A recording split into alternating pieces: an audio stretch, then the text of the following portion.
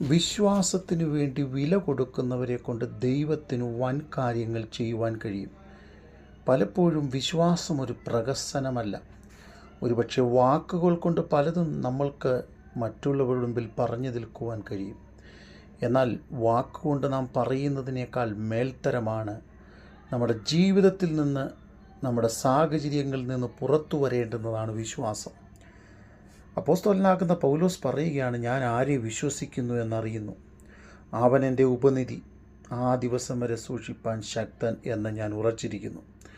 അതെ, വിശ്വസിക്കുന്നവനെക്കുറിച്ചുള്ള ഉറപ്പ് മാത്രമല്ല, ദൈവത്തിൻ്റെ കരുതലുകളെക്കുറിച്ചുള്ള പ്രത്യാശ മാത്രമല്ല, ദൈവത്തിൻ്റെ സംരക്ഷണം എപ്പോഴൊക്കെ എനിക്ക് ആവശ്യമുണ്ടോ ആ സമയങ്ങളിലൊക്കെ ദൈവം എനിക്ക് നൽകുന്നു എന്നുള്ള വ്യക്തമായ കാഴ്ചപ്പാട്.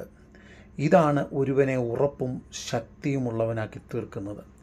പലപ്പോഴും കണ്ടും അറിഞ്ഞും അനുഭവിച്ചും കർത്താവിങ്കിൽ നിന്ന് പ്രാപിച്ച് ജീവിക്കുന്നവരാണ് ദൈവമക്കൾ. നമ്മുടെ ജീവിതത്തിൽ കണ്ടും അനുഭവിച്ചും പ്രാപിച്ചും വിശ്വസിച്ചും വില കൊടുത്തും ജീവിക്കുവാൻ നാം തയ്യാറാകണം. ഒരുപക്ഷേ നാം വിശ്വാസത്തിന് വേണ്ടി നിൽക്കുമ്പോൾ നമ്മളുടെ ജീവനായിരിക്കാം ഒരുപക്ഷെ നാം വില കൊടുക്കേണ്ടി വരുന്നത്. അതുകൊണ്ടാണ് പൗലോസ് പറയുന്നത്, ഞാൻ ആരെ വിശ്വസിച്ചു എന്നറിയുന്നു, അവൻ എൻ്റെ ഉപനിധി. അതെ, എബ്രായ ലേഖനം 11-3 വിശ്വാസത്തെ ബഹുമാനിക്കുന്ന ചിലരെ നമുക്ക് എബ്രായ ലേഖനം 11 കാണുവാൻ കഴിയുന്നുണ്ട്. അതെ, ചന്ദ്രക്, മേശക്, അബേദ്നെഗോ ആദിയായവർ വിശ്വാസത്തിന് വില കൊടുക്കുകയാണ്. ദാനിയേൽ 3:17 ഞങ്ങൾ സേവിക്കുന്ന ദൈവത്തിന് ഞങ്ങളെ വിടുവിപ്പാൻ കഴിയും.